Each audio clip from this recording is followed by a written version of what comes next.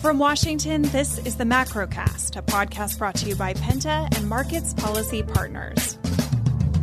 Good morning. It's Friday, November 4th. It's Jobs Day on the Macrocast, brought to you by Markets Policy Partners and Penta Group from the Penta Group of podcasts.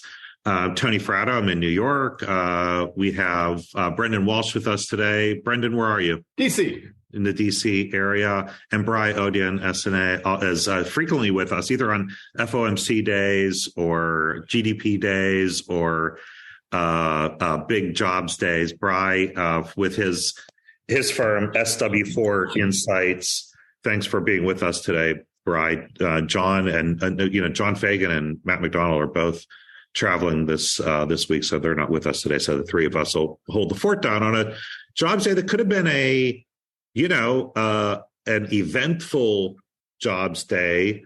But in the end, I was reading through the report, guys, and I'll get the numbers in a second here, but I was reading through the report, and I think like the words that showed up the most to me were little changed or changed little, is frequently in the report. So like here's the tail of the tape is payrolls for October up 261,000. If you're looking for any direction or clues for revisions, I think we had August down, September up for net revisions of only plus 29,000 jobs. So nothing particularly hot there. The unemployment rate went from 3.5%. Expectations were that it would stay at 3.5%. It actually increased to 3.7%. So if you're looking for some kind of signal to balance the still strong jobs numbers and the still strong wage growth, which average hourly earnings were up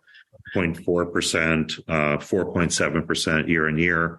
A slight increase in the unemployment rate is directionally correct. But I would just say that, and also, labor force participation rate, little change at 62.2%, employment population ratio, 60%, little changed, long-term unemployed, so that stayed the same at 1.2 million. There was not big changes in this report. And from my perspective, I'd love to hear what you guys think about it. First of all, if you're a market participant, you're it doesn't look like big changes right now. And so if you thought that the Fed was going to get up to, progress up to, maybe 4.75 to 5%, top out there over the next 4 months and stay there for some length of time, I don't see how your outlook changes on that. And so I don't know, Brai, what do you think? Do you think the Fed's outlook will change from this jobs report? No, I don't. But I think my reasoning is that this obviously this was a snapshot about a month that is just gone, and I do think if you focus less on how many jobs were added, and you look at the news today about like planned layoffs or looming layoffs, right? I do think in the tech sector you are seeing more and more announcements about cuts to workforces and whatnot. I think the Fed, not least at Twitter, right? Exactly. Dramatically this morning for lots of people in the news for a lot of reasons this week. Yeah. I think if I were the Fed, I would not view this report as good or bad. I would actually ignore this report and focus on November onwards, because I think that's when we might start to see what's really going to be the labor conditions going forward based on, and also as we both all know, monetary policy hits with a lag. I still think we've not really felt, besides housing, which has really felt the brunt of higher rates right away, I feel like other sectors, it's still building up momentum, and they've not really felt the full brunt of what the Fed has done so far. So I don't know if any of the reports we've seen, including last month's job report, are truly reflective of the Fed's monetary policy so far. So I think November's report onwards would be where we really see the Fed taking notes. Yeah, I totally agree. And the one thing I would take from this, which totally agrees with Brai's view, is the household survey, which is the one that the unemployment rate comes from. It's very noisy. So you don't want to make too much out of one data point.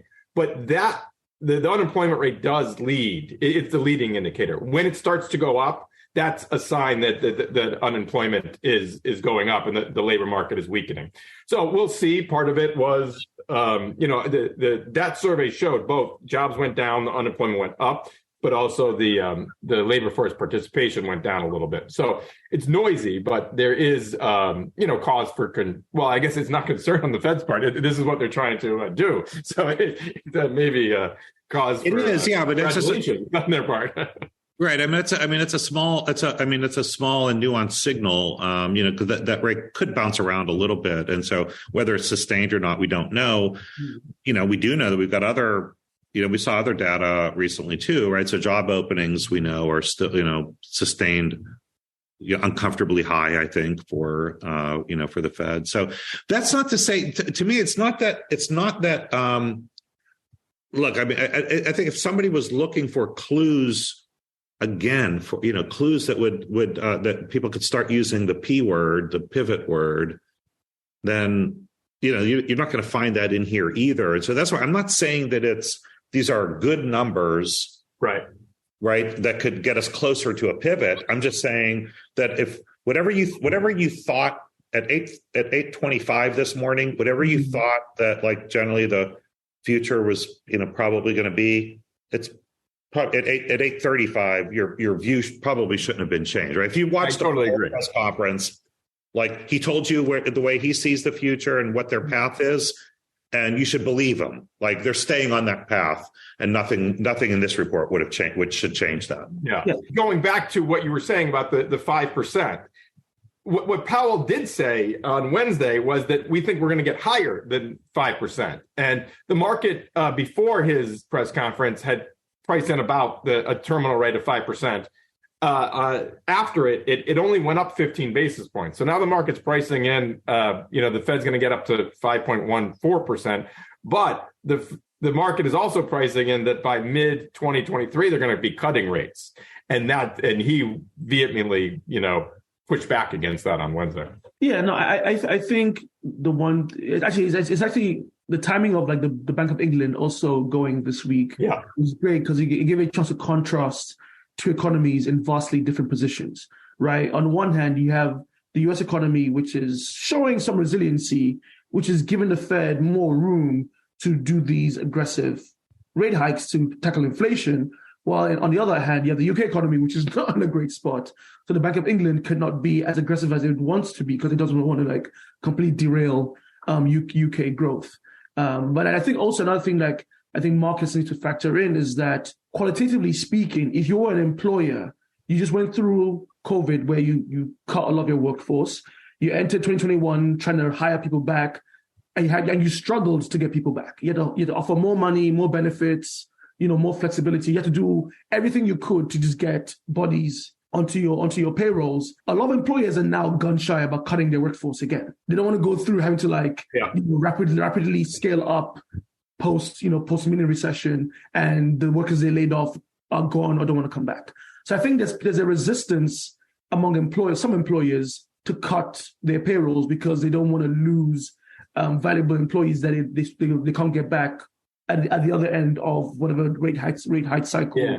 And you're seeing that with the big companies where Amazon and Apple aren't cutting jobs, but they're not hiring anymore. They're hiring. It's plateauing, right? It's not going down, it's not going up. It's just sort of like staying in place, so to speak. Yeah, it's the smaller companies, especially the smaller tech companies, that are actually shedding some jobs. Well, the ones that gorged on low rates in 2020. Exactly. Yeah. Faster than they should have, and are now retrenching back to normal. Yep. Was there anything else out of the Powell presser? And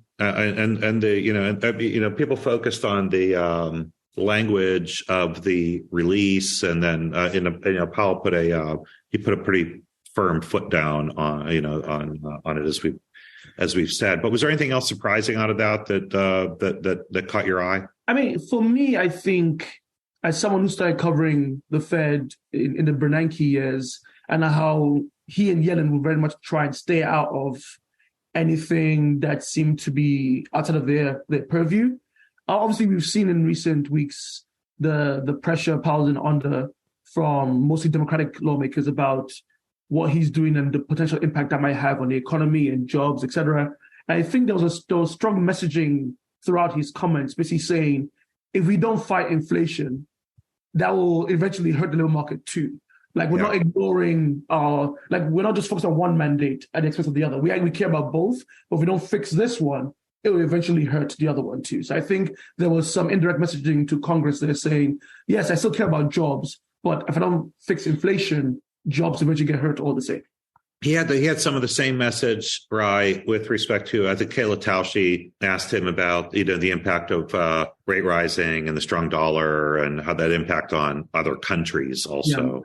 That was a great question. It was a really great question. And his answer, which, look, this is obviously true, but, getting inflation under control in the United States and having getting back to a strong and growing U.S. economy is good for the world also. Like the world relies on this big economy to be healthy and growing in a non-inflationary environment. And he's right, but that's going to be some pain for him, for these countries to come still. Yeah, and that's why I don't think that they're going to make it as high as they think on the terminal rate today. I don't think that the Treasury market nor the FX market is going to allow them to. And I also think that inflation I think inflation peaked 3 months ago, and it's going to come off pretty hard. So they're not going to have to do it. But I don't think that the financial system can sustain, 5.5-6% Fed funds. I don't know what you were predicting, but 50 basis points at the next meeting. Yeah, so I think we go 50 in December, and then we probably get 2 more 25s, and that's about as much as we'll be able to handle. Yeah, I think. Well, I also found it interesting that he sort of like echoed similar comments that the ECB had made last week about assessing the cumulative impact of monetary policy actions to date, whatever that date is. Because again, I think they are recognizing that, okay, some of the things we're doing won't hit right away. So we should also give it time to just make sure that whatever we've done so far, what effect is that happening? So we're not overcorrecting, right? And we're sort of giving just the right amount of medicine, but not too much medicine to the economy. Yeah. The market is going to react, in the short term, pretty volatile. And for the first couple of days, they focus on Powell's presser. But I'm much more focused on the language in the statement. They clearly are concerned that they're over tightening, and they don't want to have to stay on this 75 pace. That's why they did that. But then Powell had to come out and in the presser counteract and say, we're still dedicated to inflation. But, they can slow the pace in December to 50. That's only a month away. The terminal rate being much higher than expected is 6 months, a year away. So I'd rather take the bird in the hand, If my son is going to tell me he's going to run around the block today, but he also is going to run a marathon in a month, I have much more faith that he can make it around the block today than run the marathon. Hey, Brendan, markets are, futures are up, or actually, I guess we're opening up right now, well over 300 points in the Dow, and we'll see where things go today. NASDAQ up big also. My view on that was that, market participants can deal with pretty much anything. There are some consequences for the level of rates. So you have to reprice a lot of things if rates are going up. But if you basically look at this report and you say, and you're an investor, you're a trader, and now you can feel pretty confident that, you think the Fed's going to go 50, 25, 25 and settle somewhere there around 5 and hold for some foreseeable future. You could trade that market, right? So you just, right? I mean, you can go and find ways to make money. It's when things are changing with uncertainty that makes investing really hard. But these guys will find ways to invest and make money if they have a little bit of a certainty. And I think that's kind of the signal that you're getting today from market, at least open. Yeah. They gave a much more hawkish long term, but the path that they told you is, we want to slow down the pace. We don't want to over tighten. And we're also going to be very much data dependent. So if you have a view of what the data is going to be, you certainly can trade that. Can you imagine any data over the next month that could change, knock them off this course? It won't be jobs. Yeah, I mean, I think we're seeing that we still have a very strong labor market, but it's slowing. and both the rate of growth on the amount of jobs we create every month, but also wages. We're below a 5% rate on wage growth. So it's not the scary numbers that we used to see. But if we see CPI and PPI. So those are the concerning ones, the CPI, because of the kind of quirky way that it's, created with the shelter component. So shelter could counteract a lot of the deflationary forces that we're seeing in the goods space and in even some of the services space, especially in the medical components of CPI and PC. So that's, I guess, the concern is that because they've kind of hooked their wagon to CPI, the CPI numbers could stay a little higher than what's really happening on the ground and cause them to remain a little more hawkish than they probably should. Is it possible, guys, that this is basically what soft landing looks like? Right? There's a good chance that they actually could do it. And I think this jobs number shows you that, Yeah, if this is like the Larry Summers, Jason Furman, and others who, I think well of their the way they what they think, right? But that you need to shock to some degree of sustained elevated unemployment above where it is right now to get inflation down. And maybe they're right, but maybe what soft landing looks like is that it just happens a little bit more gradual than that without the shock. And I mean, if there is such a thing as a soft landing, I can't imagine it looks like anything different than this, right? It has to look Mark Zandi put out research yesterday.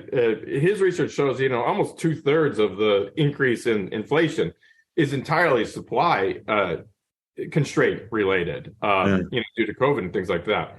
And those are loosening. When we look at all of the ISM surveys in the United States and globally, the prices paid component has fallen off a cliff. And that is a perfect leading indicator to, CPI and PC in the future. So if you're looking at the forward-looking indicators of inflation, inflation's about to massively decelerate, especially if you take away the way that we compute the housing component, because we also have real-time data that housing, both rent and housing prices are falling.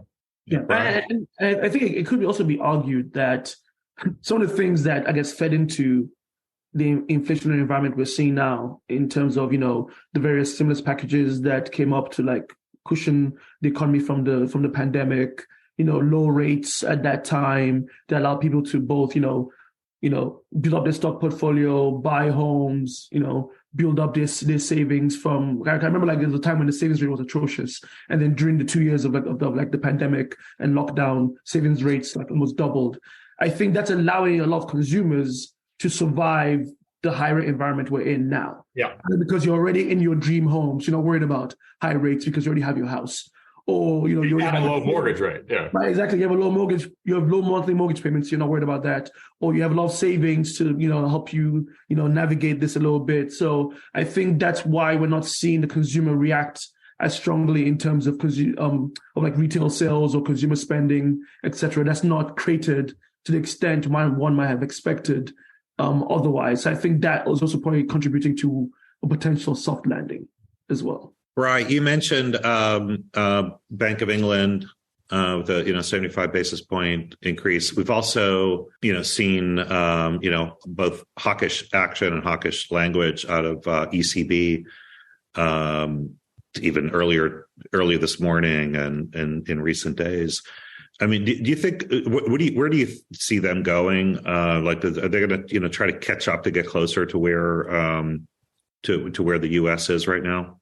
I don't think so. I touched on it earlier. I just think as part of the rate hike, they also released forecasts explicitly expecting the UK economy to be in a recession next year, potentially into 2024. And I just don't see them in that scenario going as aggressive as the Fed is. I think they're going to front load their rate hikes and then taper it and then sort of assess how the economy reacts to it. I think also the big X factor is the November budget, which I think is coming, if not next week, in a couple of weeks, which would be like the package of tax hikes and spending cuts that Jeremy Hunt and Rishi Sunak will have come up together to sort of like reassure markets and fill the massive hole in the Treasury's coffers. I think that will also be a big X factor that the Bank of England will need to assess and see that what impact that will have on economic growth going forward. Wait a second. What happened to Liz Truss? She's not. Who? Well, there may be another prime minister by then. So. Right, exactly. It's like, do we want to learn their names anymore? Like, does it matter? What else, guys? I mean, how about what data do we have to look forward to over the next week, Brendan? So we get the inflation numbers, the CPI next week. So that'll be the big one.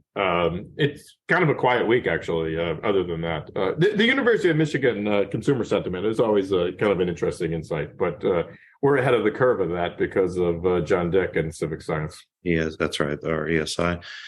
And then we're going to have, there's an election coming up too. So we may have to have an opportunity to talk a little bit about forward-looking economic policy. Should there be any? There may be none. Yeah.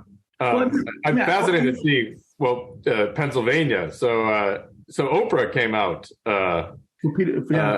overnight. I wonder how big of an endorsement that is for Fetterman. I mean, I will say, as someone who was still in journalism in 2010 when the Republicans took back the House, and then we all know what happened in 2011.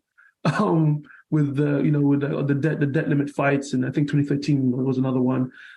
I do think, as a potential economic event, if the GOP does take back the House next week, then that comes back into play again, right? The whole like fights over spending and debt limits and et cetera. And will we reach the precipice this time again, or will cooler heads prevail? I think that's something to keep an eye on as well.